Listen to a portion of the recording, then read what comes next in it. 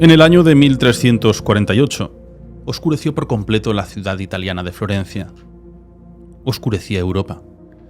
Los vecinos acudían a las zonas cercanas de las iglesias a cavar pozos, a cavar fosas, hasta los niveles freáticos del suelo, porque las calles estaban completamente agolpadas de cadáveres. Los ataban y los tiraban a los pozos. La muerte se paseaba de forma incansable por las diferentes casas, por las calles, por los palacios. Nadie podía huir.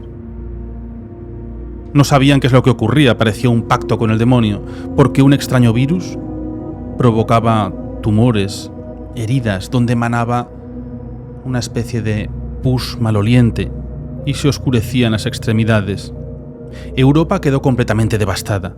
En 5 años murió más de la mitad de la población europea. Hay expertos que calculan hasta 200 millones de muertes.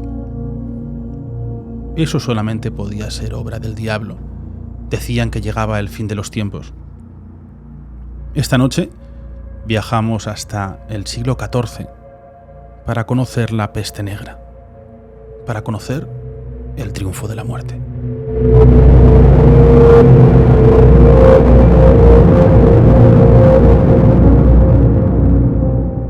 Muy buenas noches para adentrarnos al oscuro mundo de las pandemias, el oscuro mundo de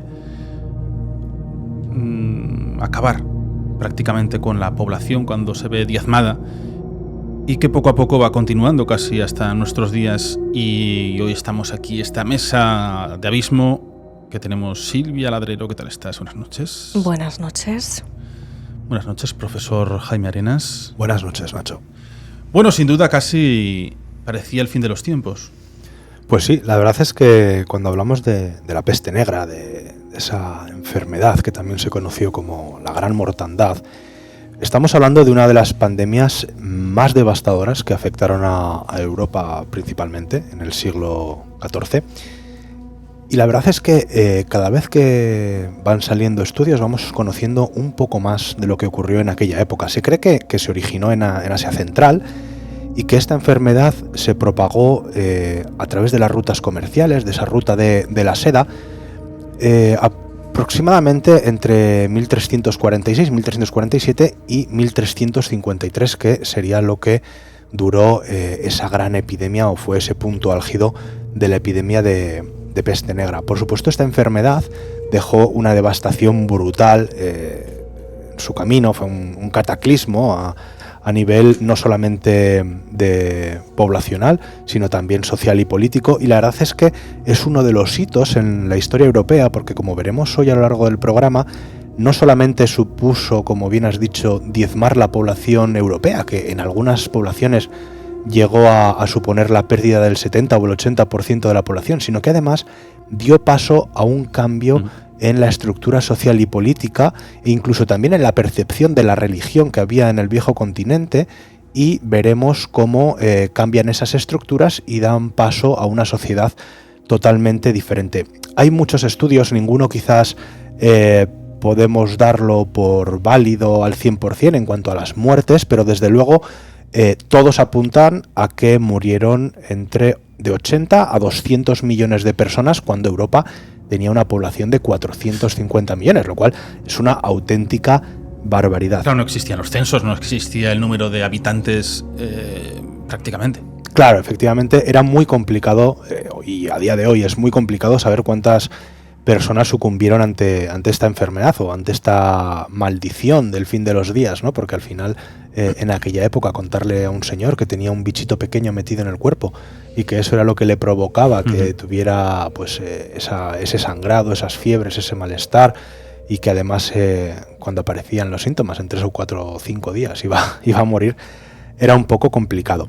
La verdad es que se cree que la peste negra, que es endémica de Mongolia, se produce porque más o menos en el año 1300 hay una pequeña edad de hielo que asola el planeta y hace que las ratas, ante la falta de comida, porque también las cosechas disminuyeron muchísimo, ¿no?, a causa del frío, abandonan lo que es el campo, abandonan su hábitat, digamos, natural, y acuden a las ciudades. Allí es donde se produce esa zoonosis, ese paso de el huésped animal, véase ratas o pequeños roedores, al huésped humano. Normalmente la peste, la forma de contagiarse era a través de las pulgas y los piojos, ¿vale? De las ratas. ¿Qué pasa? Que como tenía mucha mortalidad en las ratas, cuando una rata moría, la pulga o el piojo lo que hacía era trasladarse a otra rata. Pero cuando la población de ratas desciende, lo que hacen es esas pulgas buscan un ser vivo cercano, que muchas veces era el ser humano. Al saltar al ser humano y picarle, en esa picadura lo que hacían era regurgitar lo que habían comido de la rata. Por lo tanto, es el momento en el que la bacteria entra en el ser humano. La bacteria, una vez atravesado la epidermis, la piel, es cuando empieza a extenderse por el cuerpo, principalmente por el sistema linfático. Lo que pasa que esto es algo que no se estudia o no se sabe hasta el siglo XIX, porque en su origen la explicación que se daba es que podía tener incluso orígenes astrológicos, ¿no? Que una corrupción del aire se hubiera producido a causa de la conjunción de Marte, Saturno y Júpiter bajo el signo de Acuario. Algunos decían que era por los humores corporales de Hipócrates, ¿no? Que según lo que te salía del cuerpo, era sangre, flemas, bilis amarilla y bilis negra. Que eran las 5, ¿no? Creo que había los humores, como los iban trazando, ¿no? Pero y según lo que te ocurría, ellos decían que tenías el mal en ese órgano, ¿no? Sí. Les daban unas explicaciones, pues efectivamente, como decía antes Jaime, que era muy difícil de entender en esa época en la que la ciencia buscaba siempre un origen religioso. Bueno, la religión, luego hablaremos de ello, ¿no? Se marca a la población judía como los exterminadores de esto y que manchaban y contaminaban las aguas para acabar con la población cristiana. Vamos a hablar de ese tema porque es muy interesante conocer esa persecución donde se da muerte a miles y miles de judíos. Prácticamente todas las comunidades europeas son arrasadas, pero sí que se considera que hay un Big Bang, que es un momento de un inicio, donde hablan de Kirguistán, en una localidad que es Issyk-Kul, donde se dice que empieza esa primera cepa, ¿no? Que parece que viene desde las marmotas. Sí, efectivamente, esas tribus nómadas, esas tribus que vivían en las estepas asiáticas, se dedicaban a cazar roedores y, como bien dices, incluso marmotas, que luego la piel de esas marmotas las utilizaban para vestirse con ellas, con lo cual imagínate el festín para las pulgas. Y la marmota, el interés que había en el continente europeo también para los atuendos. Claro, entonces, ¿qué pasa? Que esas marmotas contenían pulgas que eran las mismas que las pulgas de las ratas, porque al final también son roedores.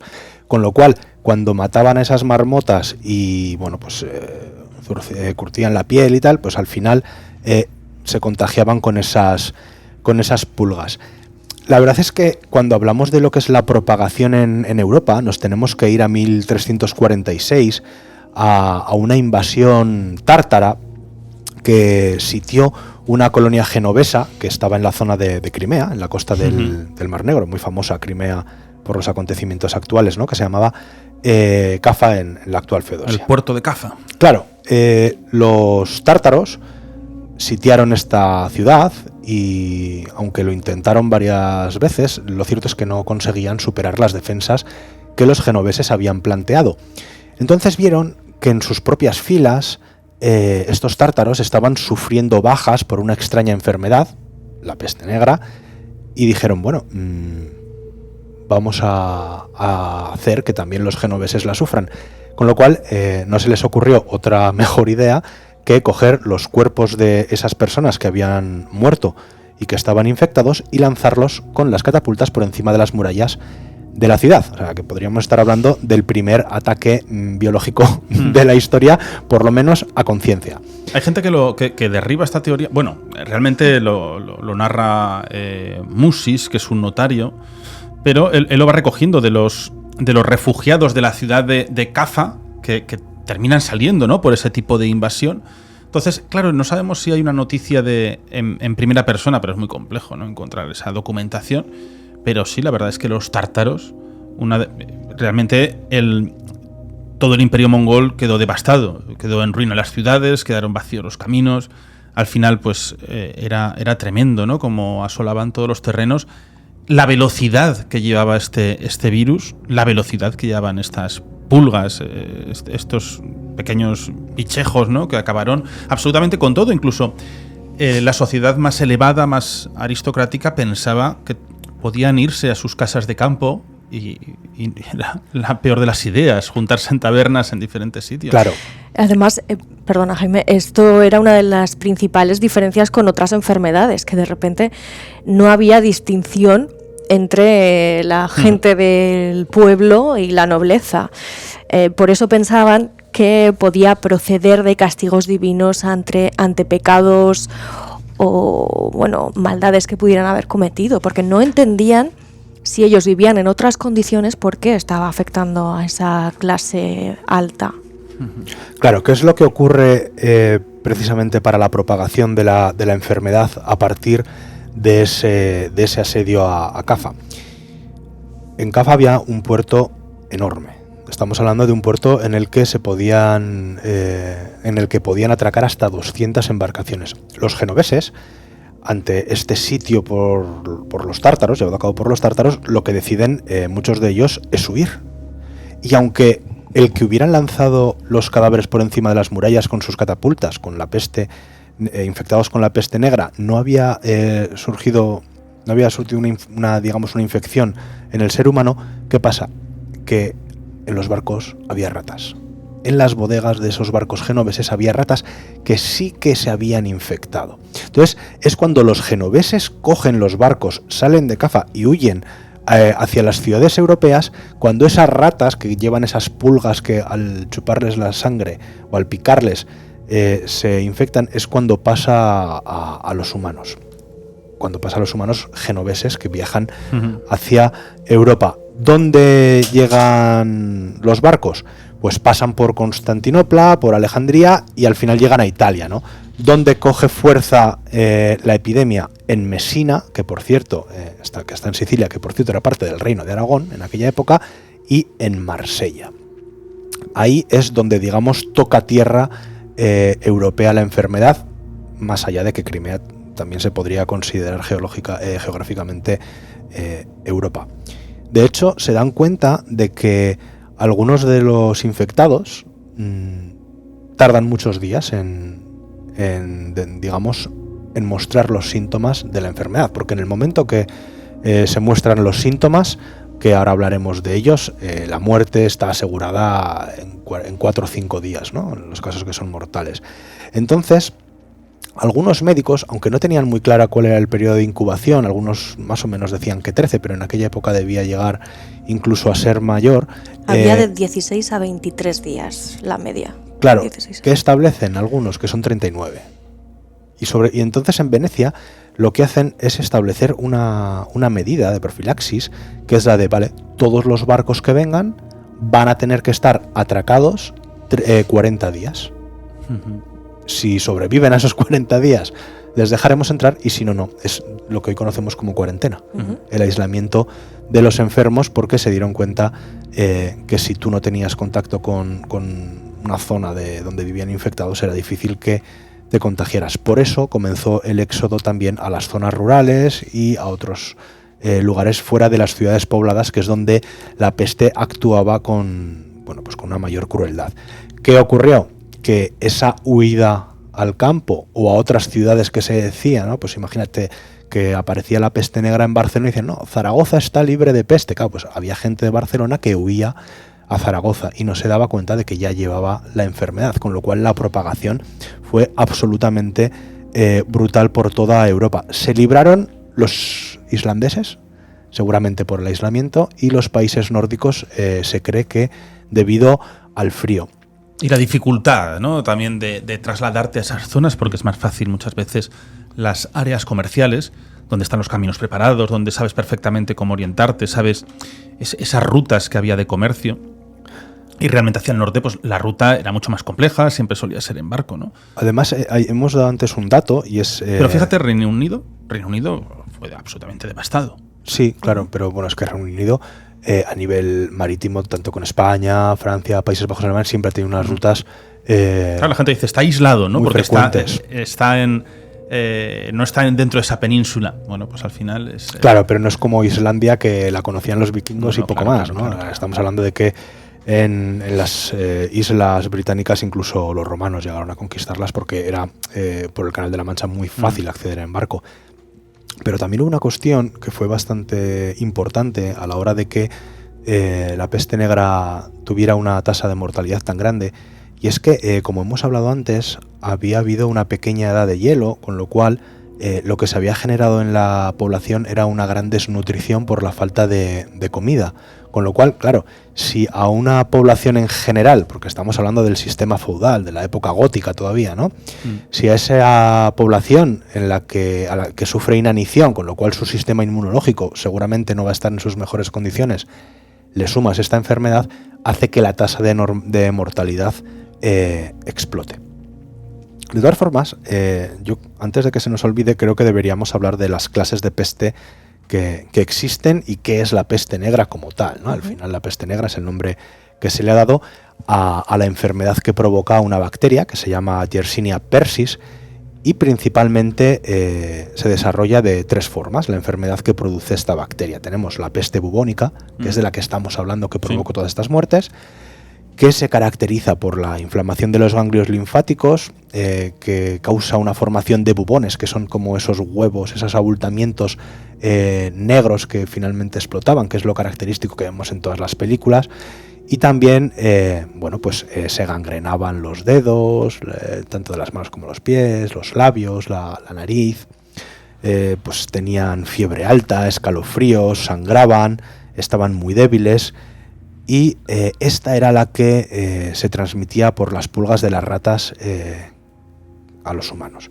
Luego tenemos la peste neumónica, que esa afecta a los pulmones, y esta sí que se transmitía por gotas de saliva de personas infectadas. Lo que provoca es mucha tos, dificultad de respirar y finalmente la muerte. Y luego está la peste septicémica, que es la que, digamos, lleva a una sepsis,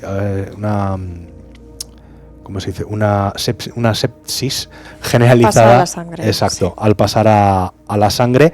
Es la forma de peste más letal, pero la verdad es que era más complicado que nadie se contagiara de esta peste. Normalmente aquí estamos hablando de la bubónica. En realidad la neumónica era muchísimo más letal, esa cepa. Lo que pasa que como morían enseguida, al final si no tenías ese contacto con la persona infectada por esta cepa, no podías contagiarte. Es decir, era muchísimo más letal, pero se contagiaban mucho menos que las demás.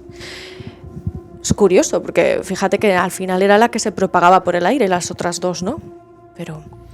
¿Cómo eran las ciudades y la sociedad en aquel momento? Porque todavía estaba, claro, dentro de muy poquito iba a llegar ya esa época, dentro de 100 años, ¿no? Todo el Renacimiento, todo aquello. Pero era una época donde se iba progresando poco a poco.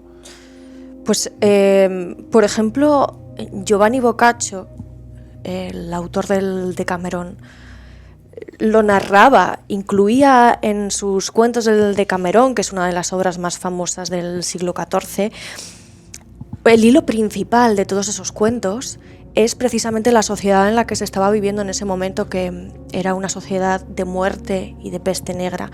Y de hecho él en la introducción, en la prima giornata de este Decamerón,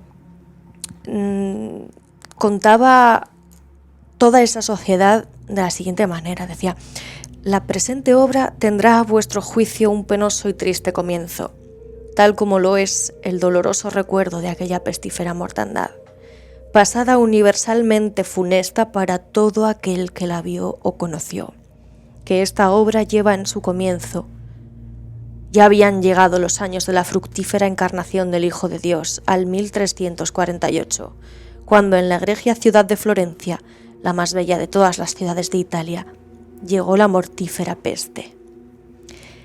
Esta, enviada sobre los mortales, o bien por obra de los cuerpos celestes, o bien a causa de nuestras acciones inicuas, por la justa ira de Dios, para nuestra corrección, había comenzado algunos años antes en las regiones orientales, privándolas de gran cantidad de vivos y difundiéndose sin descanso de un lugar a otro. Se había extendido miserablemente hacia el occidente. Y además dice, y no valiendo contra ella ningún saber ni procedimiento humanos, como la limpieza de la ciudad de muchas inmundicias ordenada por los encargados, la prohibición de entrar en ella a todos los enfermos y los muchos consejos dados para conservar la salubridad, ni valiendo tampoco las humildes súplicas dirigidas a Dios por los devotos, no una vez, sino muchas y ordenadas en procesiones o de otras maneras. Casi al principio de la primavera empezó horriblemente y en asombrosa manera a mostrar sus dolorosos efectos. Describe muy bien por una persona que estaba en ese momento y que lo refleja en un libro que en realidad está dirigido a hablar sobre cuentos del amor. Pero fíjate, en un libro así, incluso tiene que describir esa sociedad en la que se van a desarrollar esos cuentos. Bueno, claro, al final está ahí comentando esas rogativas públicas por las calles. Procesiones. Sí. Claro, intentando que, hacia lo que tú creas, ¿no? Intente paliar este pacto con el demonio prácticamente, ¿no? Donde en aquella época pues se creía que aquel único elemento sagrado como una de las campanas tenía que tocar continuamente para ver si evitaba y rompía las nubes y de esa forma podía llover, podía hacer que no se expandiesen ese tipo de pandemias, y se recurrió absolutamente a todo lo que tenía acceso la gente, ¿no? Iban a morir porque veían que moría todo el mundo. Entonces hay localidades que quedaron devastadas al 100%, no había nada, ¿no? Y antes hemos hablado de la comunidad judía, que claro, pues allí la Iglesia, en Países Bajos, en Francia, en Italia, en Alemania, tenían que marcar a alguien, y marcaron a los judíos como los autores de la contaminación de aguas, de querer acabar con el cristianismo. Pero claro, hubo unas persecuciones tremendas, por ejemplo en Estrasburgo, en 1349, es año después, ¿no? Hay un pasaje tremendo de una hoguera pública, que lo que hacen es, está escrito que hay una fecha que es el 14 de febrero de 1349, donde se agolpan los vecinos para ver las ejecuciones, cómo acaban con esta comunidad judía. Y hay un testimonio que dice que se quemaron todos en una plataforma de madera dentro de su cementerio. Una vez quemados, que llevó unas cuantas horas, se consiguieron unas 2000 quemas. La hoguera empezaba a ser humeante y la gente se lanzó a las cenizas y a los cadáveres para arrancarles todo lo que tenían de valor. Fíjate, unas tarimas con 2000 personas para acabar con todo ello, ¿no? 363 comunidades judías en Europa. Más de la mitad fueron asaltadas por los vecinos, completamente histéricos, porque hubo un emperador del Sacro Imperio, que fue Carlos IV, que promulgó un edicto, un comunicado, que lo que decía es que una vez fallecidos cualquier judío, se podían confiscar las propiedades con total impunidad. ¿Qué es lo que ocurrió? Pues que la gente entonces se volvía loco por acabar con esas personas y quedarse con las propiedades y todos los bienes que tenían.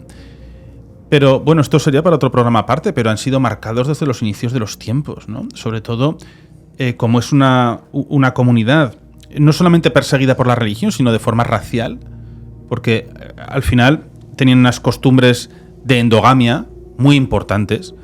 Hay unos estudios científicos que impactan, ¿no? de un colectivo de 10 millones de personas judías procede de 300 individuos. Claro, ellos por conservar su raza también fueron muy perseguidos. Es un pueblo marcado desde los inicios y está marcado, pues la Segunda Guerra Mundial lo conocemos y está marcado hoy. En este caso todo partía de que precisamente la comunidad de judíos eran los que menos afectados estaban siempre por esta enfermedad. Pero, claro, ahora se sabe que es seguramente porque ellos tenían unos rituales, las ablaciones, ¿no? La higiene, claro, el agua. En su día a día era muy importante esa higiene, no solo personal, sino también del entorno. Con lo cual es muy posible que ellos no se contagiasen a causa de... Es que la higiene de estas comunidades, como los musulmanes, es nuestra herencia. Nosotros, si tenemos ese tipo de higiene, también es por ellos, ¿no? Los baños y toda esa forma. Pero hay que recordar un hecho cuando se dice de la realeza que hablan o la nobleza, que hablan de la sangre azul. La sangre azul, que estamos en esta época del medievo, la sangre azul se llamaba porque había tal cantidad de mugre en los cuerpos, de suciedad, que claro, solamente veían sus venas cuando se hacían una herida. Y decían que las venas eran azules. Y claro, los únicos que se les veían las venas, las arterias, estos cuerpos azules por los brazos, era la nobleza, era el realengo, que eran los únicos que tenían ese tipo de cierta higiene. Pero no solo por la higiene, también porque no les daba el sol, porque no tenían que trabajar al sol. Bueno, pero... Con lo cual tenían la piel muy clarita y se les transparentaba. Pero porque claro, es que esa falta de higiene promulga cualquier tipo de enfermedad. Sí, lo que pasa es que, a ver, es un poco un mito, una leyenda urbana, el hecho de que la gente en la Edad Media no se lavase. Es verdad que habría barrios, pero hombre, habría barrios en los que la higiene sería peor. Esta ciudad donde estamos era famosa por el mal olor que había. Sí, pero hay que tener en cuenta que la gente en la Edad Media se lavaban la ropa con jabón, usaban perfumes. Sí que es verdad que había barrios. Claro, no, te quiero decir, bueno, las clases altas y los gremios. Habría gente muy humilde que no lo haría. Te recuerdo que hasta el siglo XVIII se echaban los pises por la ventana. Uh-huh. Aguaba. Aquí en España sí, incluso. Pero eso es diferente. O sea, el tema de las redes de saneamiento es diferente.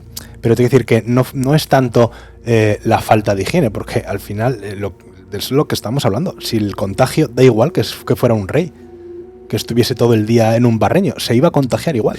Pero en las zonas del sur, por ejemplo, en España, el contagio era menor también por ese tipo de... en Sevilla fue una catástrofe. Sí, pero por ejemplo Granada, que es donde estaba el feudo principal musulmán, ya sabemos que para diferentes enfermedades y pandemias fue clave. Al final, yo con lo que me refiero a la higiene, ya os digo que no es solo la personal, sino de tu entorno. Es decir, si tú vivías en un entorno con mucho trigo, con hierbas, pues las ratas iban a acudir allí, porque lo principal que comían en Europa era el trigo. Sí, bueno, claro. Eso es así. A ver, obviamente influiría. De todas formas, en aquella época, como hemos dicho, no tenían ni idea de de cuál era el origen de la enfermedad, ¿no? De hecho, lo comentaba antes Silvia, que se llegó a decir que había sido fruto de una alineación planetaria. Y ojo, que es que esto no lo decía cualquiera. Este fue la teoría o la hipótesis que validó la Universidad de la Sorbona de París. O sea, no estamos hablando de que era un médico de barrio que lo dijo. Alfonso de Córdoba, que era un médico hispano, dijo que la enfermedad provenía de que un terremoto en Italia había abierto la tierra, habían emanado gases venenosos y de ahí surgía la enfermedad. En el mundo musulmán, sobre todo en ciudades como Bagdad, allí atribuían la peste negra a un castigo de Alá, y de hecho los médicos musulmanes en aquella zona, muchos de ellos se negaban a tratarla porque decían que era un castigo divino, con lo cual, ¿para qué vamos a tratar esta enfermedad si es Alá el que nos la trae? Porque es que hay un montón además de mitos sobre la época de la peste negra. A mí me gusta uno mucho, que además hasta que no me puse a estudiar para el programa no lo sabía, ¿no? Y es la de que se quemaban gatos. Bueno, ese es un mito brutal, porque claro, dice, no, es que se quemaban gatos y entonces, como no había gatos, las ratas proliferaban y al haber más ratas, pues más pulgas y más transmisión. Bueno, pues esto de que se quemaban gatos se lo inventa Donald W. Engels en un libro que escribe en 1999 que se llama El auge y caída del gato sagrado. ¿Qué es lo que interpreta o qué es lo que dice él? Pues que la quema de gatos la ordena el Papa Gregorio XI a través de la bula Oxin Rama, que se publica en 1233, pero es que cuando lees esa bula, la Oxenframa, no dice absolutamente nada de matar gatos. De hecho, habla de una secta en Alemania que hacía rituales besando sapos y que tenía una estatua de gato que se suponía que cobraba vida y al que tenían que besar, ojo, en el culo. Claro, este mito falsísimo, pues viene de que seguramente venga de que en el siglo XV algunas ciudades sí que sacrificaron gatos y perros callejeros y también otros animales que no tenían dueño para evitar contagios de otras enfermedades, como podía ser la rabia, pero nada que ver con la peste negra, y no fue tampoco ni siquiera generalizado, fue en sitios muy puntuales. Entonces, claro, hay mitos que son... Te recuerdo que Felipe II mandó ahorcar y matar a todos los perros que había por el Escorial, pero por el mero hecho de que eran los protectores del cancerbero, de la propia muerte. Y cuando él estaba en el lecho de muerte, había un perro ladrando hasta que consiguieron dar con él y pidió que se ahorcase en los ventanales del propio monasterio, y estuvo ahorcado el perro en esa zona. O sea que, bueno, la persecución hacia el mundo animal también ha sido muy prolífera. Bueno, seguramente le molestaría el perro en su lecho de muerte, querría morir tranquilo y que estuviera un perro dando por saco, él se pensaba que eso era el cancerbero, era un la mal propia augurio, muerte. los ladridos. Y luego dicen que en el propio funeral, en el trasiego que había de esos carros, aparecieron diferentes perros negros. Había muchos mitos y leyendas en relación a las enfermedades en la Edad Media, pero hay alguna de estas leyendas que sí que tiene su base de realidad. Por ejemplo, una que rodea al pueblo de Dod, está a 48 kilómetros de Londres, sobre el río Medway, en la región de Kent. Y es que esta es la realidad. En 1349 quedó con 0 habitantes. Ninguno de los habitantes sobrevivió a la peste negra. ¿Qué ocurrió? Que todos, cuando vieron que habían empezado a morir en el propio pueblo algunos de los vecinos, decidieron refugiarse del virus en la iglesia hasta que acabase el brote. Allí esperaron a que alguien les rescatase durante días y días y días. Pero claro, eso no ocurrió.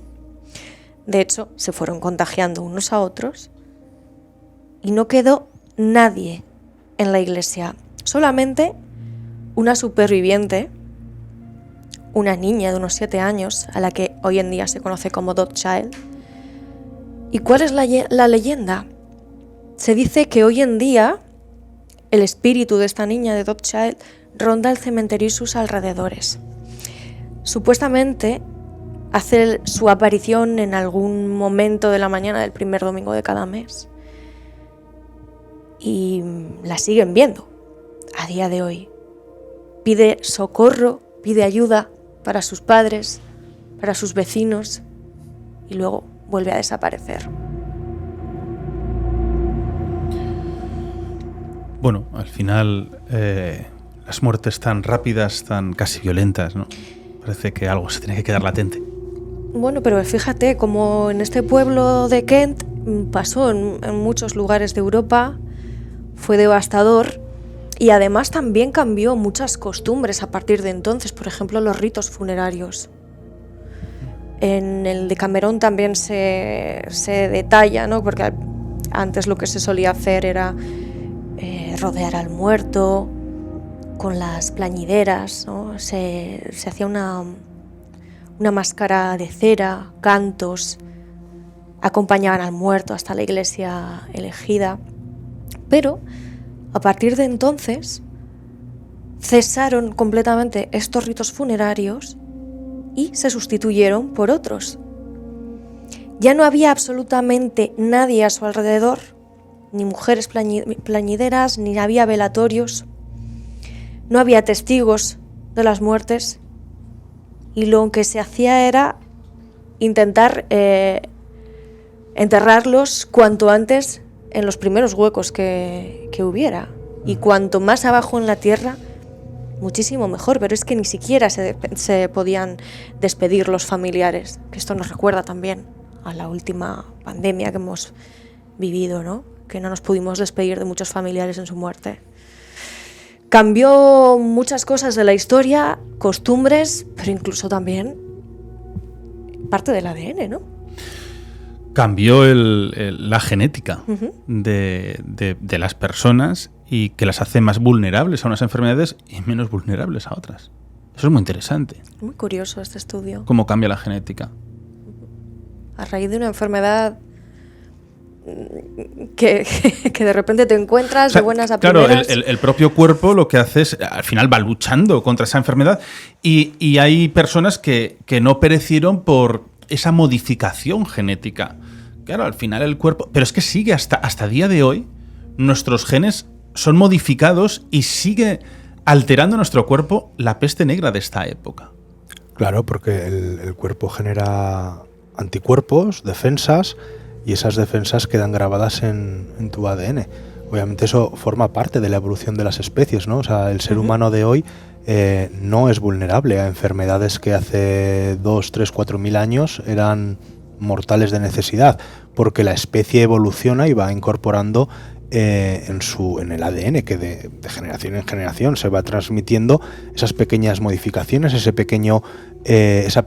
pequeña memoria genética de que a la hora de producir anticuerpos, pues hay enfermedades a las que ya saben cómo, digamos... Bueno, hay patologías autoinmunes, como es la artritis reumatoide, que se ve incrementada por la peste negra, por aquellos momentos, y la enfermedad de Crohn, que es una inflamación del tracto digestivo. Y todos esos 700 años después, seguimos heredándolo en algunos casos de nuestra genética. De hecho, piensa que la peste, lo que es la peste bubónica, sigue existiendo. Sí, no está erradicada. Todos los años hay unas 3.000 personas en el mundo que la sufren, principalmente en Estados Unidos, Madagascar, China, India y América del Sur. Lo que pasa es que a día de hoy, en cuanto se diagnostica que lo que tiene esa persona es la peste bubónica, la infección de la Yersinia pestis, lo que hacen es darles antibióticos y prácticamente, no sé si el 85%, el 90% de las personas sobreviven. Es decir, no es ahora una enfermedad de la que nadie deba preocuparse, pero a día de hoy sigue existiendo. O sea... ¿Sabes? Hablando de antibióticos, mira, aquí tenemos algo que no tiene nada que ver con esta época de la peste que estamos hablando, pero son lo que se conocen como las máscaras de la muerte, que a día de hoy tienen esa repercusión en el Carnaval de Venecia, que son estas fechas. Y realmente eran esos sombreros con anteojos, unas máscaras con una nariz de 15 centímetros y que estaba llena de perfume y de hierbas en la punta, que es lo que llamaban la triaca, donde había aromas y fármacos de 55 hierbas, ponían carne de víbora en polvo, canela, mirra, miel, y había estos orificios que lo que hacía es pasar el aire por medio de esas hierbas y entonces creían que se purificaba el aire y podía desaparecer ese tipo de virus, pero esto lo utilizaban, claro, los médicos para cualquier tipo de clase social.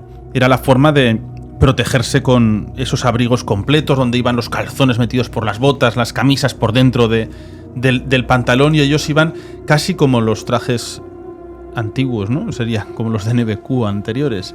Pero estas máscaras tan representativas que el que las ve sabe que representan la propia muerte.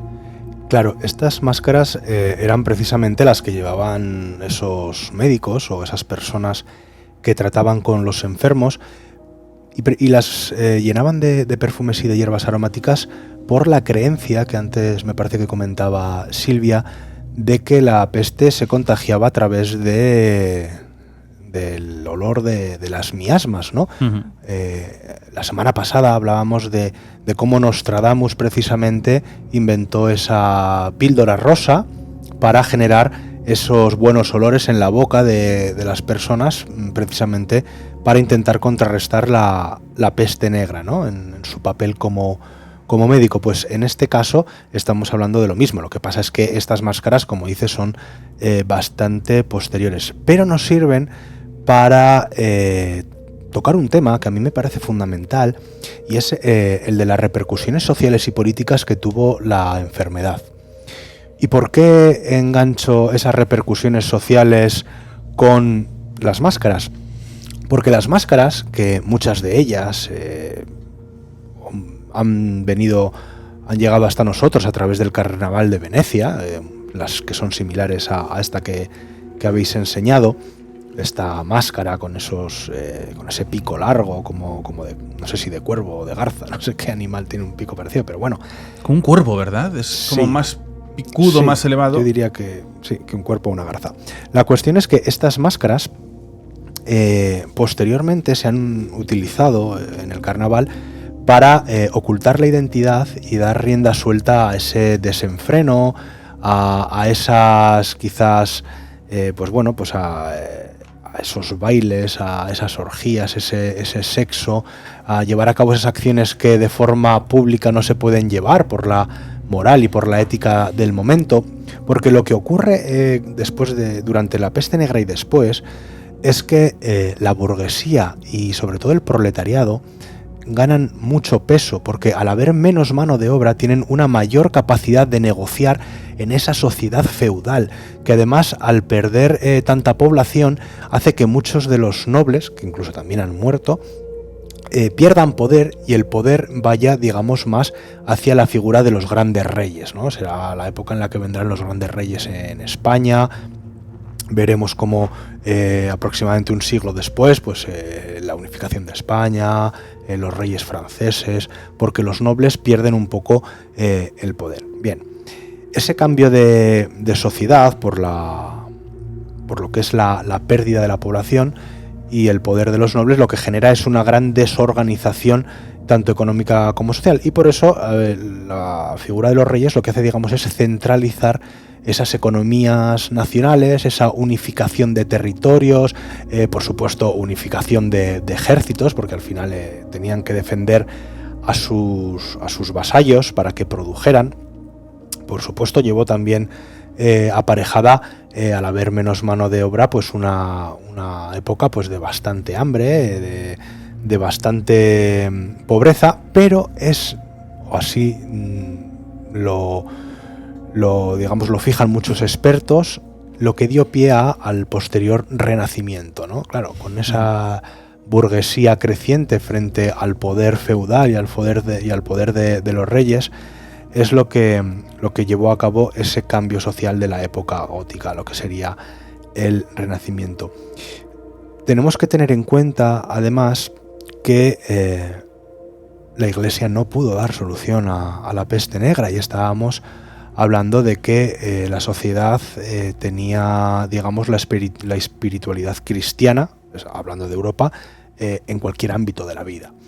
Como precisamente la Iglesia no pudo dar esa respuesta a través de los rezos, de las súplicas, de las ofrendas a los santos, lo que sugirió es que la idea del Dios como el centro de la vida de la persona empezó a desplazarse para dejar al hombre como el centro de la vida espiritual. Es decir, desplazamos a Dios como centro para que sea el hombre. ¿Eso qué hizo? Pues que, se empezara a intentar disfrutar un poco más de la vida, en contra de pues esas contracciones a la hora de realizar diferentes actividades, porque estaban, catalogadas como pecados o como totalmente inmorales. Y es precisamente en esta época cuando surge esa rama de pensamiento, esas líneas de pensamiento que son un poco, no pensemos que las podemos comparar con las de día de hoy, pero un poco más liberales, y donde la espiritualidad empieza a perder un poco de peso y la Iglesia empieza a perder peso. Yo creo que es muy importante, porque al final estos cambios, que son bastante significativos y que se producen por lo que fue la tragedia de la enfermedad, pues es lo que abre el camino a la reconfiguración de las estructuras sociales y políticas de Europa, y al Renacimiento, pues que es una época que después de la Edad Media, devuelve al viejo continente ese esplendor, ¿no? Con pues plasmado, y que podemos reconocer a día de hoy, no solo por las corrientes políticas y de pensamiento que nos han dejado algunos de sus autores, sino sobre todo pues por esa arquitectura que recoge lo anterior, sobre todo griego y romano, ¿no? Que podemos ver en esas fachadas que parecen las fachadas del, digamos, el Partenón puesto en la fachada, esa nueva pintura que va a dar una mayor expresividad, que va a dar un mayor, digamos, una mayor perspectiva y mayor 3D a las imágenes, y al final pues un incremento de la cultura, que al final es lo que nos ha hecho evolucionar a lo que somos hoy. Claro, esa Florencia que hemos comenzado oscura, lluviosa, de muerte, de las calles absolutamente de putrefacción, ahí se ve glorificada con Lorenzo de Medici y los primeros grandes banqueros de la historia después de los templarios, serían prácticamente. Los grandes mecenas, claro. Maravillosos, maravillosos. Pero claro, esta máscara, esta mala idea, falsa idea de la purificación del aire, ¿no?, que hace ese médico que era Charles Delorme, que además fue el que atendió por la peste, ¿no?, a Luis XIII y Gastón de Orleans, que fue hijo de María de Medici, por lo cual seguimos, ¿no?, con esa saga. Es, Silvia, lo que se convierte en esa máscara, ese arte, la comedia del arte que llamaban los italianos, y cómo el arte también se ve completamente tocado y modifica la propia peste, ¿no? Esa forma. Hay como dos tipos de corriente muy, muy clásicas en el arte durante unos tiempos. Uno es toda la muerte con la peste negra, al igual que para otros sería pues recrear la pasión y muerte de Cristo, ¿no?, que es un recurso muy recurrente, pero la muerte en el arte con la peste negra es fundamental, como se refleja, y es lo que nosotros podemos imaginar, podemos ver cómo eran esos momentos y la angustia y el miedo que había. Bueno, de hecho, a estos médicos ataviados con estas máscaras y esas túnicas negras, como dices, sí que aparecen en la comedia del arte, y se hace una sátira de estos médicos que al final no es que se utilizase tanto en la realidad, pero sí que se popularizó mucho a raíz de estas sátiras, este vestuario, estas máscaras, y los retrataban como usureros en realidad. Eran más que médicos, muchos eran retratados en estas comedias como robadineros a cambio de 4 ungüentos o de 4 barbaridades, que ya se empezaba a ver como barbaridades las cosas que hacían. Por ejemplo, ofrecían el consumo de sustancias y hacían vomitar, orinar mucho, que bueno, al final, si tú excretas, evidentemente sí que vas a purificar, ¿no? ¿no? Limpiando. Pero también hacían cosas horrorosas como sangrías, o pinchar directamente los ganglios para que supurasen. Quemaban maderas, incienso y hasta pólvora. Evidentemente, la mayoría de estos tratamientos no tenían ningún efecto. La gente moría igual, pero ellos cobraban unas cantidades ingentes. Y como iban enmascarados, muchas personas que no tenían absolutamente nada que ver con la carrera de médico, ni boticario, ni nada, se aprovecharon, empezaron a disfrazarse, a ofrecer sus servicios, iban con una especie de reloj, ¿no?, que lo tenían que poner en la frente del enfermo. En fin, se dotaron, a través de la comedia del arte, se empezó a dotar a estos personajes de una performance alrededor, de unos ritos que practicaban, que los convirtió en personajes de burla y de los que la gente desconfiaba. Y a raíz de ahí, es lo que estaba hablando Jaime, que los hemos visto en los carnavales, ¿no? Porque pues igual que hoy en día usamos, por ejemplo, máscaras de los presidentes del gobierno, ¿no? Hay muchas de Trump, de Biden, de muchos personajes sociales, pues en su día se empezó a hacer con estas máscaras y por eso forman parte de ese imaginario de los carnavales de Venecia. También en el arte se reflejaba lo que estabas comentando, Jaime, de ese despertar sexual o de hacer frente a los pecados, ¿no? Hasta lo que había sido hasta ese momento los pecados se refleja muchísimo en la pintura, que hasta ese momento era prácticamente religiosa, solamente de motivos religiosos, pero se empiezan a representar escenas de orgías, de camas con un montón de gente, incluso en lugares comunes, porque querían rechazar ese sentimiento de culpa por haber perdido a sus esposas, a sus familias, a sus hijos, a sus maridos, y de repente empiezan a querer vivir todo lo que no habían vivido porque sabían que iban a morir, ¿no? Y ese es uno de los primeros cambios en la pintura. Uh-huh. Bueno, la pintura, claro, cuando ves reflejado la peste negra. Yo es que ahora mismo acabo de abrir uno de mis cuadros favoritos, que lo podemos ver en el Museo del Prado. Cuando te encuentras con Peter Bruegel el Viejo, ¿no? Esa escuela flamenca del 16, esa pintura que hace en 1562, que muchas veces igual pasa desapercibida en el Museo del Prado, porque tienes, claro, está en la sala del Gran Bosco, tienes el Jardín de las Delicias, tienes esas maravillas que te obligan a acercarte por casi como esa locura, por esa forma de agolparse también, donde aparecen esos cerdos con cofias, ¿no? Que aparece la sexualidad, aparece lo más obsceno de aquella época, donde se obsesionan reyes, ¿no? Con esas pinturas. Claro, hay un cuadro maravilloso que es El Triunfo de la Muerte, que lo tengo aquí delante, donde están las casas incendiadas, donde está muriendo todo el mundo, pero es donde llega la muerte, donde aparecen los esqueletos, donde aparecen legiones absolutas de muertos, de esqueletos andantes, de carros llenos de calaveras, donde aparece un reloj, donde hay un esqueleto que está moviendo las agujas, que es como que transmite que ha llegado la hora del fin, donde aparecen los reyes que se los están enganchando los propios muertos, los esqueletos, cómo están robando el dinero, cómo llevan el tiempo sobre sus manos, donde aparecen sobre caballos cabalgando con las campanas en las manos, los faroles, el cortahilos de las parcas como está en el suelo, ¿no? Cómo intentan luchar contra esa muerte que aparece incluso con máscaras que parece que estén en mitad de cualquier tipo de desfile que habría en estos momentos, ¿no? Y están gobernando absolutamente todo. La muerte, que era la presencia más absoluta en esos momentos, donde aparecen las prácticas de muerte, ellos que siguen atados con las piedras que caen pendiendo de los cuellos para caer en el agua y no regresar, ¿no?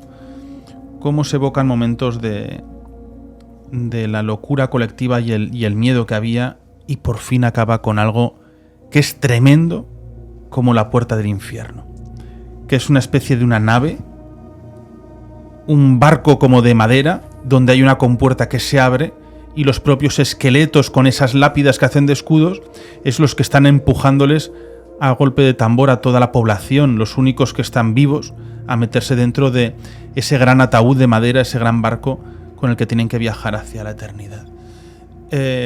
Cómo transforman las enfermedades el mundo colectivo y sobre todo la mente humana, claro. Pero fíjate que todo lo que estamos comentando es de prácticamente del siglo XVII, que es cuando se crea esta imagen del médico de la peste, ¿no? Esta imagen del cuervo. Hasta entonces, en esas plagas posteriores de 1600, hasta entonces no se había utilizado. Es curioso que nosotros hoy en día lo tengamos como o sea, que lo denominemos el médico de la peste. Aparte de estas descripciones que estabas comentando,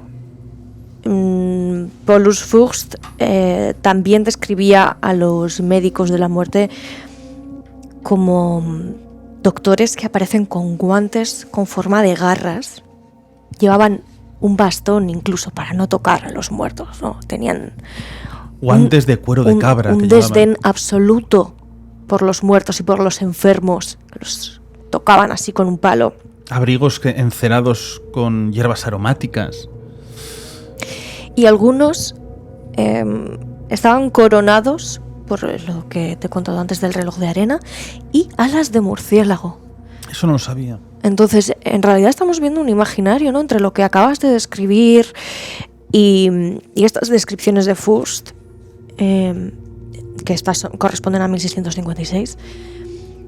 Es tan apocalíptico, y muy, muy gótico, ¿no? Gótico de lo que entendemos ahora por gótico, muy negro, muy sórdido, Es muy interesante, ¿eh? El cambio gótico con el gótico que había en aquella época, con el gótico actual, porque al final el gótico es una creación templaria, conforme lo van llevando hacia Francia. Bueno, hablaremos, ¿no? Eso se pueden hablar de muchísimas cosas.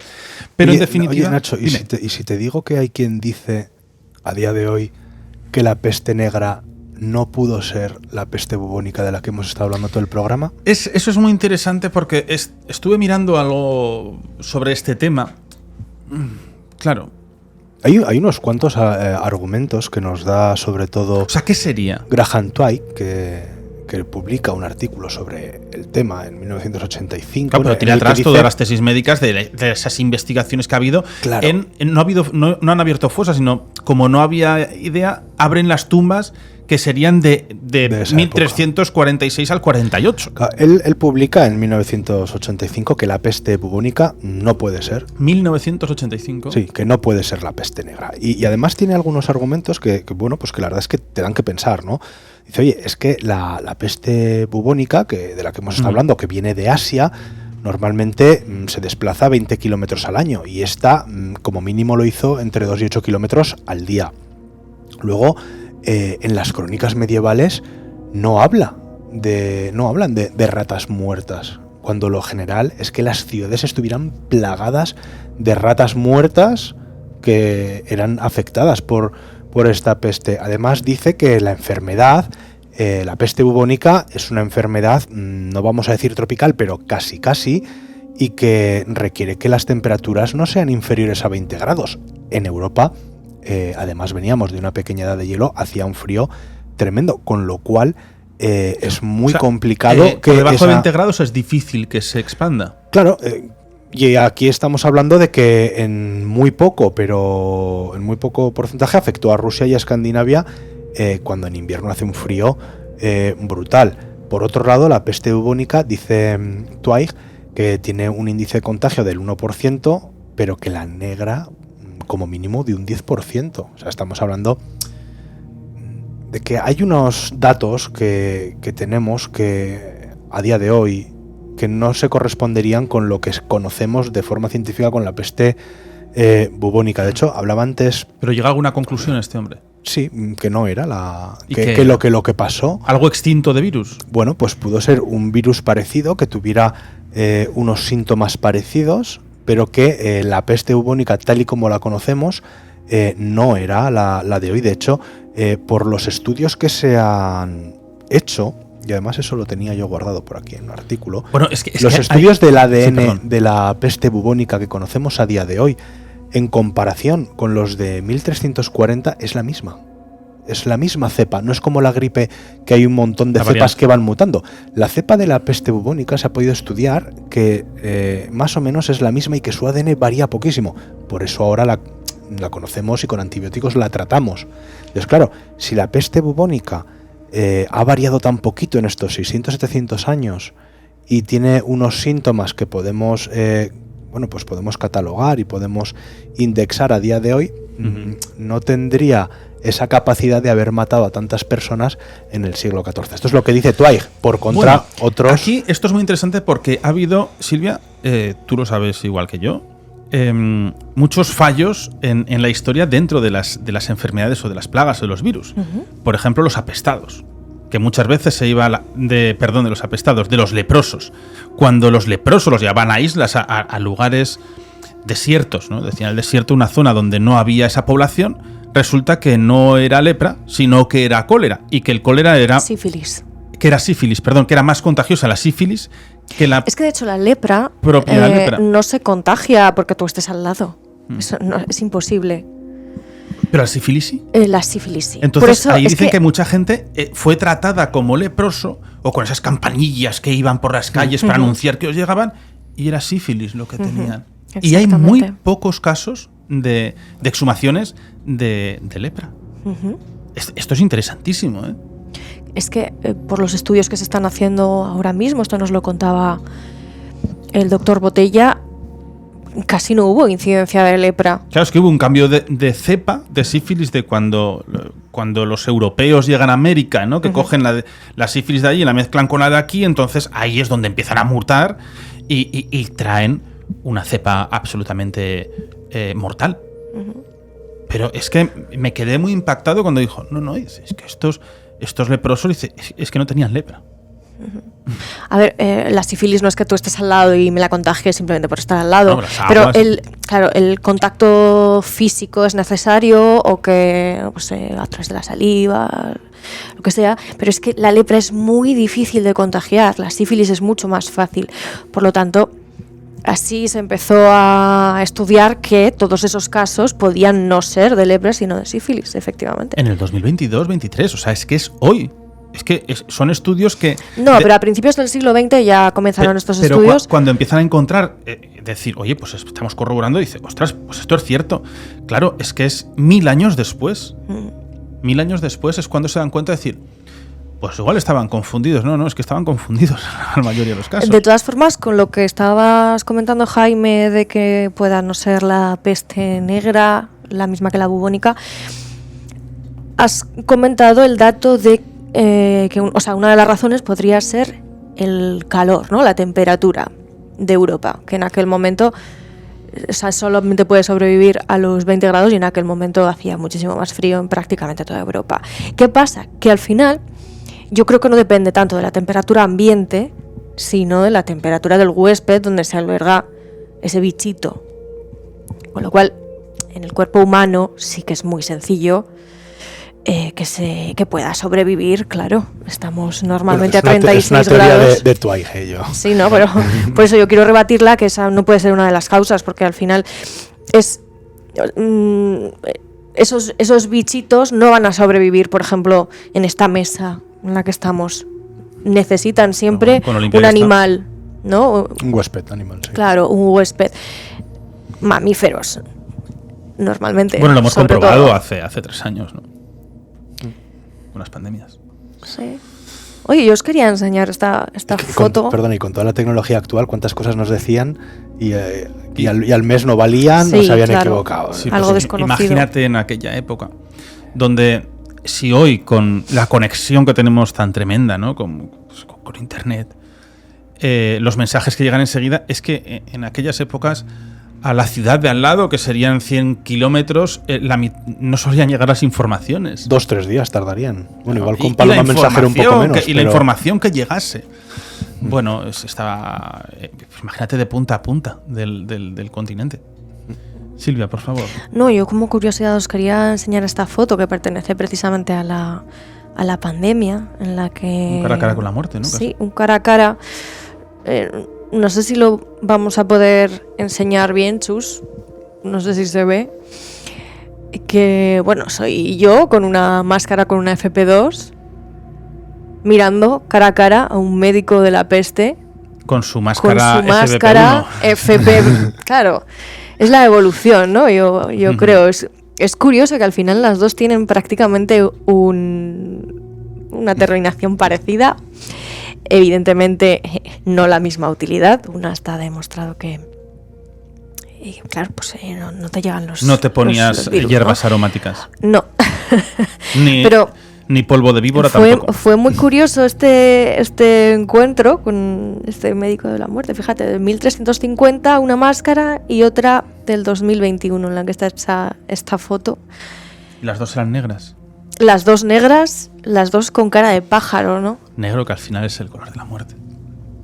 ¿Creéis que se repite la historia? Por supuesto. Que es cíclica. La historia se repite y la historia es cíclica, y el ser humano como carente de memoria histórica, porque no interesa tener memoria histórica, pero porque al ser humano tampoco le gusta ni le interesa su propia historia, vuelve a caer siempre en la misma piedra. Y además son ciclos que está más o menos catalogado que no son más de 100 años, los ciclos de esa torpeza humana, que es increíble, porque tú ahora piensas, es decir, bueno, y si con lo que ha pasado, ¿no? con el COVID, cuando venga otra pandemia de esta envergadura, no lo sé, imagínate dentro de 100 años, claro, con lo que hemos aprendido sabrán perfectamente todo, claro, pero es que de la mal llamada gripe española nosotros no teníamos ni idea de lo que había pasado aquí hace 100 años, y ni los expertos sabían sobre ello. Gracias a que llegó aquí el virus del ébola. Fíjate qué tragedia estoy diciendo, ¿no? El virus del ébola es lo que aprendió enseñó, ¿no?, a mucha gente a cómo tratar con estas grandes pandemias o estos virus mortales, letales. Y eso es esa reminiscencia, es decir, no, es que a mí con el ébola nos enseñaron a cómo actuar con estas formas, cómo llevar esos trajes de protección, y se hicieron esos niveles del ébola. Si no, el problema del ser humano es que no quiere... Pero fíjate que eso pasó apenas unos años antes, lo del ébola. Sí. Que, bueno, lo recordamos todos. Que la última pandemia del COVID... Con lo del perro, ¿no? Excalibur. Sí. Pero sí, bueno, y en aquel momento dices que aprendieron, ¿no? Que se enseñó a los sanitarios a utilizar los EPIs y todo esto. Y cómo trabajar con la muerte. Claro, pero me hace mucha gracia porque luego llegó esta nueva pandemia y ni siquiera tenían en los hospitales hay eso, algo ¿no? tan... Me gusta decirlo, y Jaime lo sabe, el primer protocolo de muerte del COVID en España se trazó en esta mesa. Ojo.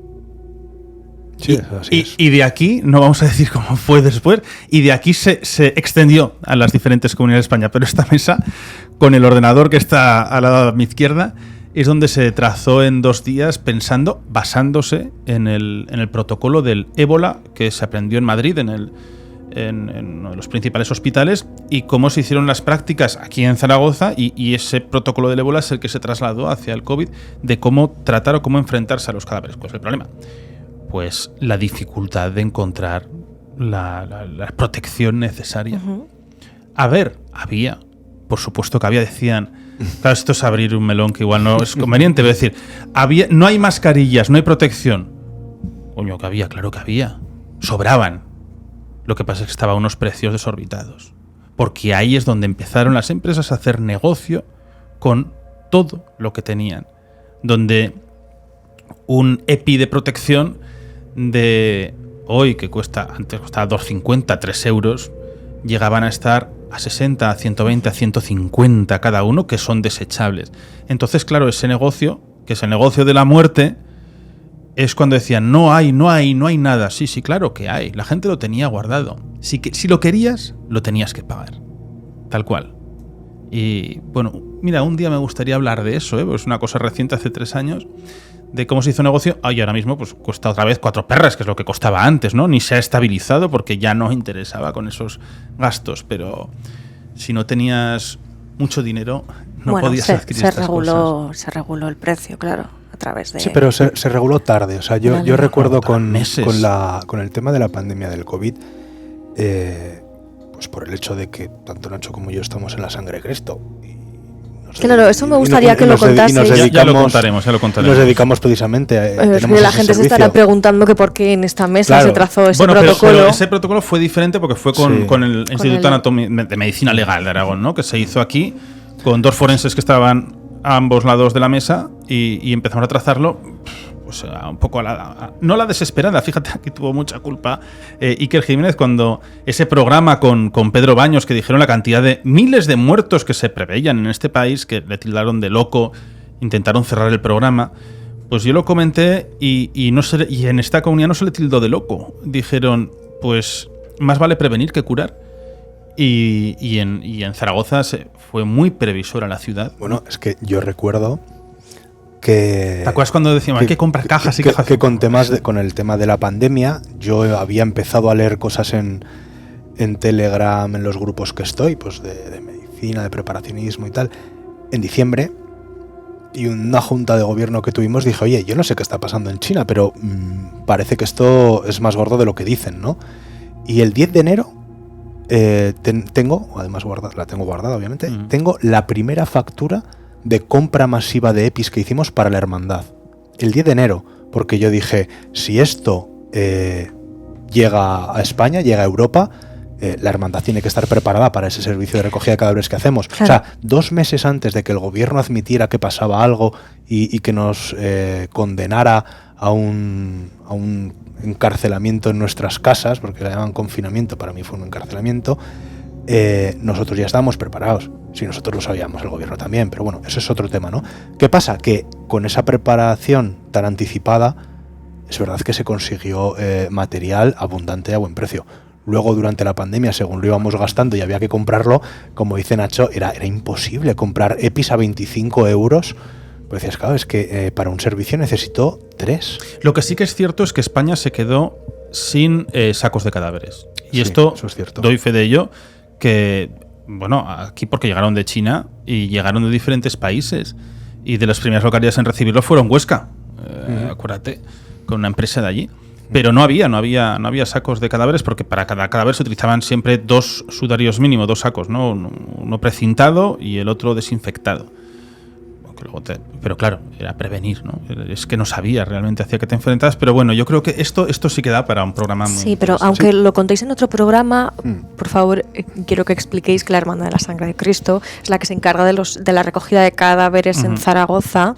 Claro, pero es precisamente por eso por lo que lo mencionaba, además me lo había apuntado, porque la Sangre de Cristo nace precisamente porque se cree que en el año 1200 y pico tal, hay otra pandemia. Y precisamente esos cadáveres que quedaban en la calle desamparados, pues la hermandad lo que hacía era recogerlos y darles una cristiana sepultura. Se llevan extramuros, ¿no? Para evitar siempre que había pandemias se sacaban de las ciudades para evitar de los hecho, contagios. nosotros todavía conservamos, no de aquella época, sino más posterior, lo que se llama el paño de los muertos, que es un paño bastante grande, no sé las dimensiones, Nacho seguro que se las conoce. Con 4 calaveras y tibias en cada extremo. Claro, que ese paño, cuando tú lo depositas en el suelo, digamos que lo consagra como si fuera un cementerio para poder enterrar a la persona ahí. Y eso es una de las reminiscencias que nosotros... Eso es muy importante porque cuando había muertos se hacía un fosal, entonces, bueno, pues ya pensaba la familia, decir, bueno, pues ya por lo menos, si es cristiano, pues no había otra opción. en España, pues se le enterraba. Y esa es una de las reminiscencias que nos ha llegado a través del tiempo y de las tradiciones de la hermandad, pero que precisamente proviene pues de este tipo de enfermedades, de este tipo de pandemias, ¿no? Pues el que llevaran el cuerpo con un carro y las campanillas que decías antes y la gente huía cuando había una pandemia y llevaban ese tipo de cadáveres, pues eso es lo que, bueno, a día de hoy lo hacemos de otra forma, más protocolizada. Sí, va con los faroles seria, por las calles iluminando, las campanas tocando y un carro. Y las campanas es para decir que llega el séquito de la recogida del muerto, ¿no? Entonces los vecinos pues salían en las calles, decir, pues aquí en esta casa hay 3, aquí hay 2 y en el vecino hay otro. ¿Había toques especiales para este tipo de enfermedades contagiosas? No, de campanas no. De campanas solamente había unos toques que se hacían, proliferaron mucho en Francia y luego en Reino Unido en la siguiente peste negra. Era del 18 creo que fue, ¿no?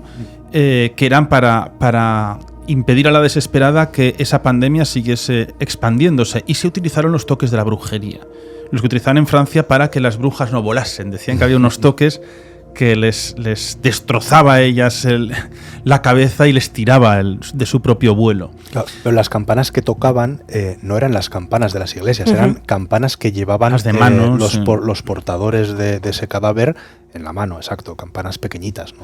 Es más, se prohibieron durante diferentes años, en las épocas de pandemia, se han prohibido en muchas, el toque de campanas de agonía o de muerto, porque entonces no cesaban y eran continuo y era continuo. Claro. Entonces se prohibían, no por molestar como ahora, ¿no? Porque ahora pues el mundo está lleno de diferentes gilipollas que deciden cargarse las tradiciones que llevan 800.000 años funcionando, ¿no? Pues porque les molesta, ¿no? Pues antes de irse a vivir al lado de una iglesia, piénsese que ahí puede haber un instrumento tocando, no tiene ninguna culpa el aparato, ¿no? Pero al final pues una lista de firmas y Twitter pues funciona mucho más que la historia. Bueno, dicho esto,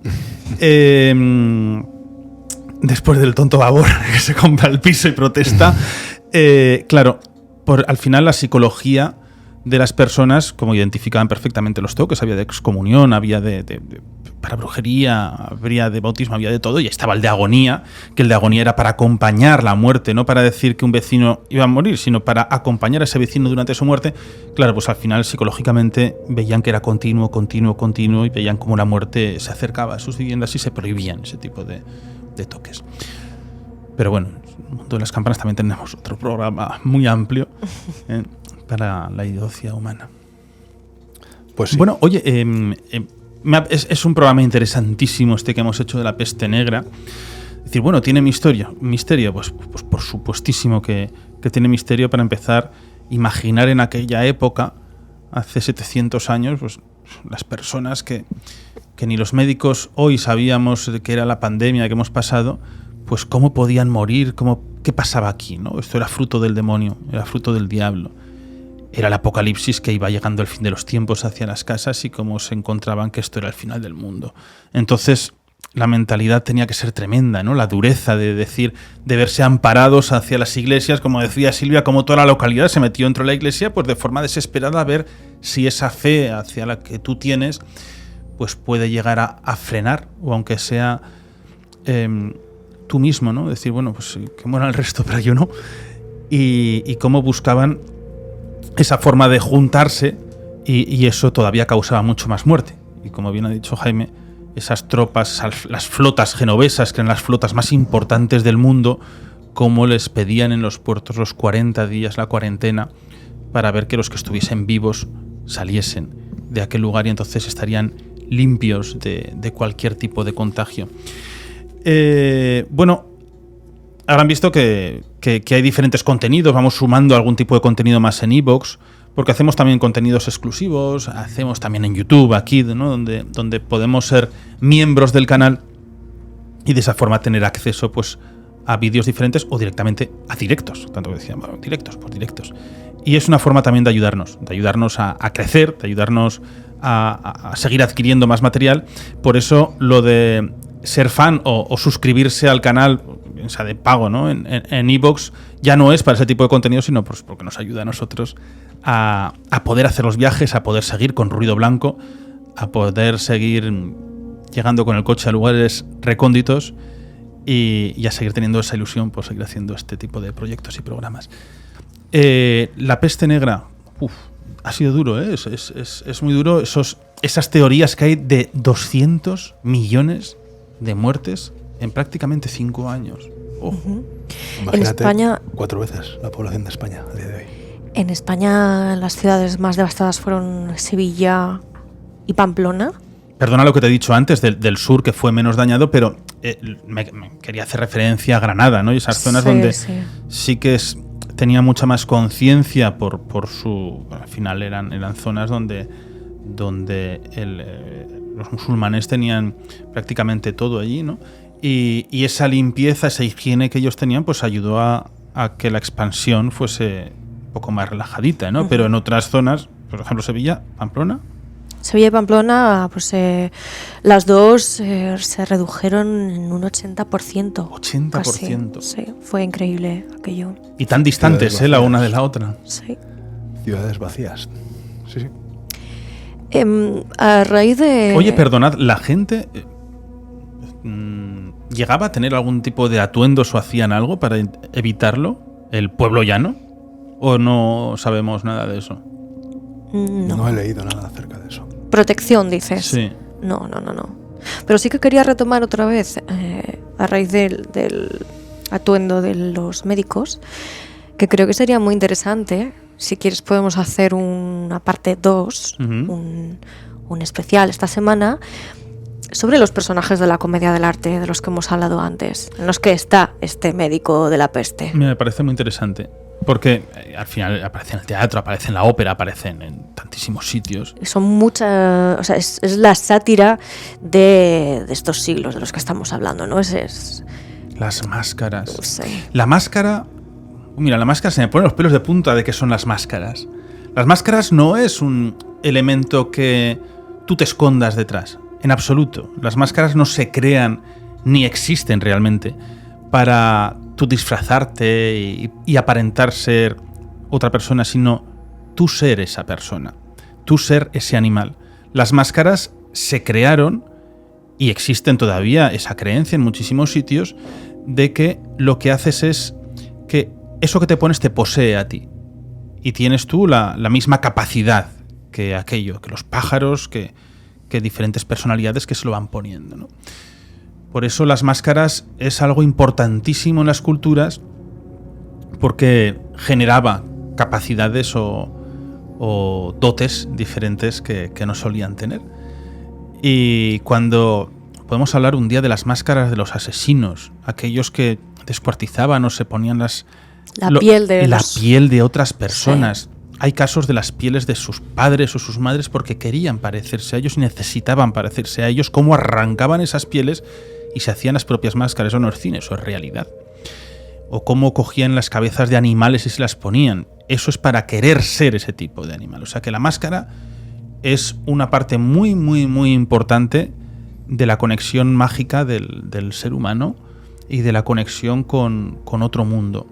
Por eso que, aunque nos disfracemos con esas máscaras, realmente cuando te pones una máscara es para que te posea y que te ilumine con ese ser que tú te estás poniendo. Así que los que se quieren reír de Trump y se ponen la máscara, que sepan que se están convirtiendo en Trump. Se están convirtiendo en Trump. Pues ¿te parece entonces que hagamos este? Me encanta. Me encantaría hacer especial esta semana. Especial, y me encantaría hacer un especial ya que hemos hecho de la peste negra en el arte, en la pintura, en los cuadros, de cómo narrar esos lienzos que son tan brutales, de cuando vas haciendo zoom, ¿no? En esas imágenes, por ejemplo, el del triunfo de la muerte, ¿no? Que tú te vas acercando al de Bruegel y vas viendo. Es eterno, ¿eh? Es eterno. Eso es como el jardín de las delicias del Bosco, es eterno. Y cada vez que lo miras encuentras una cosa nueva. Incluso los expertos siguen encontrando 500 años después 400 diferentes cosas nuevas en estos cuadros. Bueno, señores, pues muchísimas gracias por este programa. Y la semana que viene va a haber de todo. Desde los pozos y las fosas que estábamos viajando, ¿por qué no? Viajar hacia las alturas y a los puntos más elevados del planeta. Veremos a ver lo que se conocen como los Axis Mundis. Profesor Arenas, muchísimas gracias. A ti, Nacho. Buenas noches y hasta la próxima. Doctora Ladrero, que pronto hay novedades. Bueno, en muchos ámbitos, ¿eh? Muchos ámbitos, pero tuyo sobre todo. Bueno, algún contenido nuevo habrá. Algún contenido nuevo. Genial. Muchas gracias, Chus Blas, ante la realización, las rosquillas y las cámaras. Próxima semana más. Un fuerte abrazo. Gracias por seguirnos. Es muy importante también que os suscribáis al canal, tanto en iVoox como en YouTube. Y gracias por ayudarnos a crecer. Hasta la próxima.